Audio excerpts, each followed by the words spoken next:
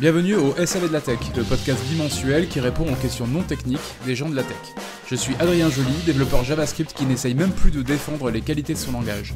Et je suis Jérémy Giraud, Engineering Manager, et pourtant, je ne suis pas certifié Agile Scrum 3.0. Mais est-ce que c'est grave ? Grave, je sais pas, mais on est à la version 3 de Agile ? Je préfère pas en parler. Ok. Bah pour ça, est-ce que tu as une question pour nous aujourd'hui, Jérémy ? Ouais, alors on a reçu une question de Paul. Paul qui nous dit « Hello, je suis dev et je viens d'arriver il y a quelques semaines dans une startup qui existe depuis 2 ans. Durant les dailies, mon CTO a tendance à s'éparpiller et à sauter d'un sujet à l'autre, si bien que parfois on en oublie de lui communiquer certaines infos importantes. Bugs sur lesquels on n'a pas pu avancer, features qu'on n'a pas bien compris ou autre. Hier, l'autre dev n'a même pas eu le temps de faire son propre daily. Je n'ose pas lui demander d'aller droit au but ou de lui proposer de voir certains points après le call, histoire de ne pas retarder l'autre dev. Il est vrai que cet éparpillage m'aide à découvrir d'autres aspects de notre tech, donc ça a quand même de l'intérêt. Comment puis-je lui demander de ne pas s'éparpiller et d'aller droit au but, tout en conservant la super bonne entente qui règne entre nous tous ? Et je vais ajouter la petite ligne finale qui fait plaisir. Merci pour votre super travail, c'est top. Ah, c'est sympa ça. Ouais, c'est appréciable, merci. Ça fait plaisir. Merci Paul. Alors, le CTO qui s'éparpille pendant les daily, c'est un truc que t'as vécu toi ? Toi t'as été CTO, donc peut-être que t'étais le fautif dans l'histoire. J'allais dire, je sais pas, peut-être qu'on parle de moi. Peut-être. Bon, en tout cas, moi, je sais pas forcément avec le CTO, mais en tout cas, j'ai déjà vu des situations comme ça. Et effectivement, peut-être que je peux commencer avec un mini récit. Pendant le confinement, j'ai bossé avec une boîte où effectivement, pendant les daily, parfois il y avait une personne qui prenait quand même beaucoup de place pendant les daily pour parler de trucs qui étaient, en tout cas de mon point de vue, pas très dans le thème de ce que on est censé dire au daily. Mais c'est un truc qu'on avait, qu'on appréciait parce qu'il y avait une super entente dans l'équipe. Et 2, qui, je pense, était une soupape nécessaire pour que la personne en question puisse s'exprimer et relever la tête pour démarrer chaque journée. Parce que c'était une période qui n'était pas évidente, sanitairement et même en termes de business. Donc ça, c'était juste pour placer le fait que peut-être que le CTO, il a besoin de faire ça. Je crois aussi comprendre dans la question que les gens, en fait, ont l'air d'apprécier... Alors, je sais pas s'ils apprécient le CTO, en tout cas, ils apprécient l'ambiance de l'équipe. Et donc, je soupçonne que, en fait, cet éparpillement, en fait, il contribue à cette ambiance. Donc là, on est face à une espèce de contradiction où, en gros, c'est cool, cet éparpillage, les gens l'apprécient, mais en même temps, tu te dis, bon, c'est le daily, j'ai l'impression qu'il y a une limite de temps, puisque certains n'ont pas le temps de parler. Ouais. Donc, il y a une limite de temps qui a été fixée, et du coup, qu'on pêche de faire ce que normalement on fait dans un daily, qui est faire un status de là où on en est, et pouvoir prendre des décisions en fonction de ça. Le premier truc qui me frappe, c'est, est-ce que c'est clair quel est l'objectif du daily dans cette équipe ? Toi, je sais pas si ça a toujours été la même finalité, et est-ce que la finalité a toujours été exprimée clairement au sein de l'équipe quand tu faisais des daily ? Non, effectivement, les daily, je dirais que ça dépend de chaque équipe, et moi j'ai toujours plus ou moins détesté les daily, mais de plus en plus j'y vois quand même un intérêt. J'imagine que c'est parce que je suis devenu un manager. Sur le daily, comme tu l'as dit, en fait, ce qui est intéressant, c'est de délivrer un statut. J'ai vécu toutes sortes de daily, en particulier dans mon équipe actuelle, où les gens avaient tendance à descendre dans un niveau technique très bas, voire quasiment se servir du daily comme de la technique du canard. C'est-à-dire que tu as l'opportunité de parler à quelqu'un et tu parles de ton problème et tu résous ton problème avec les autres. Et je pense que le daily ne sert pas à ça, il sert à informer les autres membres de ton équipe du statut de ton travail ou du travail qui t'est assigné. Et pour ça, je pense qu'il faut arriver à être synthétique sur la manière dont tu vas exposer ton travail, parce que tout le monde ne peut pas comprendre le niveau de détail dans lequel tu es, et ça sert à rien de descendre dans un niveau de détail incroyable. Bon, là, je pars un peu sur un autre sujet, parce que on parlait de... Ah, quoique, parce que si on dit le CTO a tendance à s'éparpiller, peut-être que justement... Il sort du cadre. Il parle peut-être de plein de sujets différents, qui ne sont pas les siens d'ailleurs, parce que souvent, au daily, moi je recommande de parler de soi, ou à la limite de poser une question spécifique à quelqu'un. Et si vraiment c'est une question qui dépasse le cadre du daily, là je propose qu'on en parle après, quand je vois que ça commence à prendre trop de temps et à mâcher un petit peu sur le temps d'expression des gens. Donc la personne disait, je n'ose pas lui dire d'en parler après. Moi je trouve que justement c'est une bonne technique quand on voit que la discussion commence à prendre trop de temps, dire ça c'est un vrai sujet, je propose qu'on en parle juste après. Clairement. Et je rebondis aussi sur la bonne ambiance. Si le stand-up, c'est une manière de parler amicalement avec les autres, bah, je pense qu'il faut l'étendre, en fait. Je sais pas si les gens travaillent en physique ou pas. Justement, c'est différent parce que quand on travaille en physique, moi je dirais, bah, on fait le daily vite fait, et après, on met en place un rituel, on va tous à la machine à café ensemble, et on chatte un peu des choses qui nous intéressent. On rebondit sur les sujets de manière plus informelle. Mais le daily, c'est le daily. Et puis après, le côté bonne humeur, bah on le passe ailleurs, en fait. Ouais, ça peut être un autre moment qui est collé ou pas, d'ailleurs, au daily. Chez un client, on l'avait fait avant le daily. C'est-à-dire que 10 minutes avant le daily, on avait un moment convivial où c'était pas obligatoire d'être là. Ouais. Ceux qui voulaient venir, ils venaient, partager 2-3 blagues, bonne humeur, machin truc. Comme ça, quand on arrivait au daily, on était déjà en bonne entente, dans de bonnes conditions pour parler du boulot, quoi. Ouais. Mais pourquoi pas le faire après, effectivement. Tu l'as mentionné rapidement, il y a la question de est-ce qu'ils sont remote ou est-ce qu'ils sont présentiels. Je pense que ça a aussi un gros impact sur déjà la nécessité de créer ces moments informels.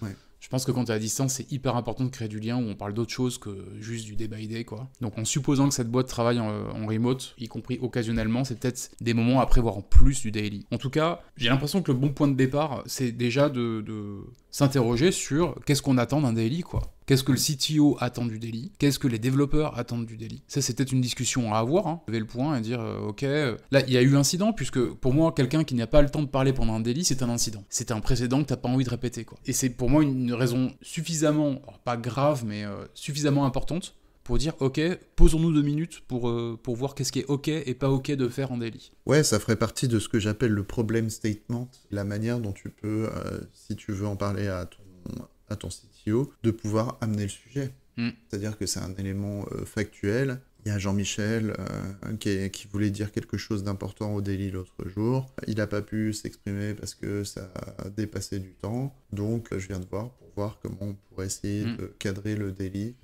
de manière à ce que tout le monde puisse s'exprimer.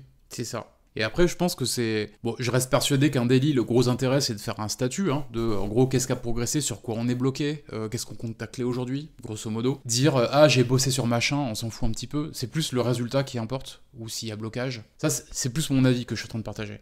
Mais l'important, c'est que la discussion, elle ait lieu, et que chacun puisse s'exprimer sur quelle est l'attente de ce daily, qu'est-ce qu'on accepte, qu'est-ce qu'on n'accepte pas. Et par exemple, ça pourrait être un bon moment de dire, comme tu le suggérais, si jamais on voit que ça part en discussion sur des solutions, donc une discussion purement technique, s'autoriser à se dire, attention, je pense que vous pourriez en discuter en dehors du daily. Parce qu'une fois que ça a été clarifié... Et ne pas hésiter à dire... Enfin, moi, j'ai tendance à enrober toujours un petit peu, mais je dis toujours, ouais, c'est un sujet vraiment intéressant, c'est un sujet que j'ai envie d'adresser, mais c'est pas effectivement le moment.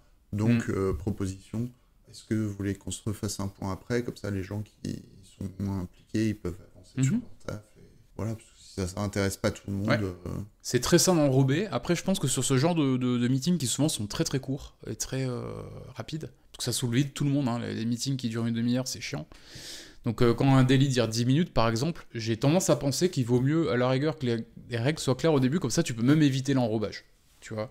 Les gens, ils savent qu'on n'est pas là pour parler de solution. Donc, quand tu sens que quelqu'un est en train de partir en mode solution, si tu as son autorisation, genre qu'on s'est déjà mis d'accord que c'était ok de se dire attention, se prévenir quand on part dans la solution, je pense qu'il n'y a même plus besoin d'enrobage. Ça fait partie des avantages qu'il y a s'il y a eu cette discussion en amont, de qu'est-ce qu'on se permet de faire ou qu'est-ce qu'on se permet pas de faire. Et surtout, qu'est-ce qu'on veut retirer de ce meeting.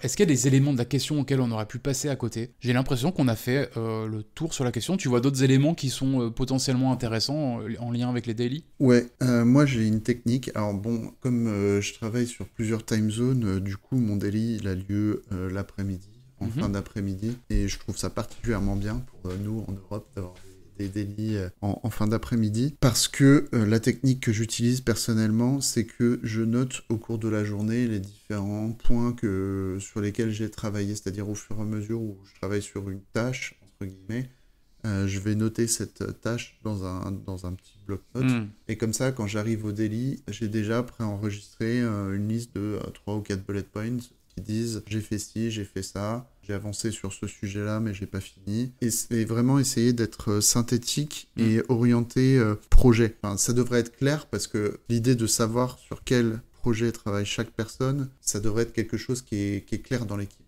Ouais. Et ce qui reste à faire au daily, c'est sur chaque projet que chaque personne délivre l'avancement ou les risques, les problématiques, les blocages, Mhm. tout ce qui met en péril le projet au final. En particulier quand il y a des tâches qui sont interconnectées ou des choses comme ça. Ouais. C'est vraiment le moment de synchronisation. Donc il faut en profiter et il faut essayer de descendre un minimum dans le détail. S'il y a du détail, proposer de reporter. Et moi, ce que j'ai fait justement, c'est que j'ai fait un document qui décrit les meetings d'équipe qu'on a. Donc on en a plusieurs, on a plusieurs formes de daily en fait dans l'équipe. Et j'ai un document qui reprend les attentes de chaque type de daily. Donc, le lundi, c'est une synchro plus projet. Le mardi, mercredi, c'est un daily entre guillemets normal de statut assez rapide. Et le jeudi, on a décidé de pas en avoir pour avoir un moment de focus. Et le vendredi, c'est le daily est remplacé par un sync ouvert en fait, dans lequel les gens peuvent interagir, amener leur sujet. On a un document dans lequel chacun peut amener son ordre, des points à l'ordre du jour. Donc c'est des choses qui doivent être préparées à l'avance en fait, au final. Chouette. C'est très bien d'avoir documenté ça, parce que du coup, ça donne l'opportunité, c'est ce qu'on recommandait en début d'épisode, d'être très clair sur qu'est-ce qui est attendu, donc qu'est-ce qui est ok ou pas ok d'inclure dans chaque type de rituel. Je suis hyper aligné sur l'idée il faut que tout le monde soit clair sur qui fait quoi. Et donc sur le fait qu'on doit seulement partager en daily des choses synthétiques qui permettent de savoir où on en est, en particulier quand il y a la coordination. Et je fais pareil que toi, je prends mes notes, je prépare mes daily généralement. Mes notes ne servent pas à préparer le daily, mais je m'en sers pour le daily, entre autres, pour savoir sur quoi j'ai avancé, etc. Et pas hésiter, je pense que c'est bien d'être synthétique sur qu'est-ce qui a progressé ou qu'est-ce qui est bloqué, donc sans entrer dans les détails. En revanche, pour que les gens soient très clairs sur qui bosse sur quoi, éviter les raccourcis du genre je travaille sur la paire d'hier. Ça, les gens ils risquent d'avoir oublié ou de manquer de contexte. Je pense qu'il ne faut pas hésiter à rappeler le contexte. Sur le sujet de XYZ, donc nom du projet, j'ai réussi à débloquer tel problème. Ou au contraire, je suis bloqué sur tel problème. Ouais, c'est pour ça que je recommande aux gens de rester à un niveau fonctionnel. Ouais. Et pas trop descendre sur la partie technique. Ouais, je suis assez d'accord. Et après, si jamais il y a discussion technique qu'il peut avoir, justement, le fait d'avoir bien partagé son statut, ça donne l'opportunité de créer une discussion après avec les parties intéressées. Par exemple, des fois, il y en a qui vont se dire « Ah, je crois que j'ai une idée pour ton blocage. Ok, on en parle après le daily. » Donc on se fait un appel, on va boire un café, ou peu importe. Je crois qu'on a fait le tour, à moins que tu vois une dernière chose à ajouter. Non, on a parlé de nos délits, on a donné 2-3 astuces. Comme toujours, le mieux c'est de communiquer avec le CTO et de lui amener le problème. On a déjà amené dans les épisodes passés des pistes pour comment communiquer des choses qui peuvent être un petit peu compliquées. Donc je t'invite à réécouter les anciens épisodes à ce sujet-là. Et je pense qu'on a fait le tour. Donc si tu as mis en application les choses et que tu as des feedbacks à nous faire, on sera ravis d'entendre s'il y a eu des changements, s'il y a eu des blocages ou autres. Donc n'hésite pas à nous recontacter pour nous faire le suivi de ce sujet-là. Oui, on aura plaisir à en reparler avec toi. Pour les autres, n'hésitez pas à nous parler de vos délits, comment ça se passe. Laissez-nous un petit commentaire pour savoir si ça vous embête, si ça se déroule parfaitement de votre côté ou s'il y a des petits points de blocage et comment vous faites pour les résoudre. Et on reste ouvert évidemment aux autres sujets. On est toujours ravis de répondre à vos questions, quelles qu'elles soient, du moment qu'elles ne soient pas trop techniques et que vous soyez dans le milieu de la tech. Donc si vous voulez nous laisser une question, il suffit d'aller sur notre site lesav.tech où vous trouverez un formulaire qui permet de soumettre votre question. Vous pouvez la soumettre de manière anonyme ou ajouter votre prénom si vous le souhaitez. C'est vous qui choisissez. Merci à vous, chères auditrices et auditeurs, et à dans 2 semaines pour le prochain épisode. Merci, à bientôt, au revoir. Ciao, ciao.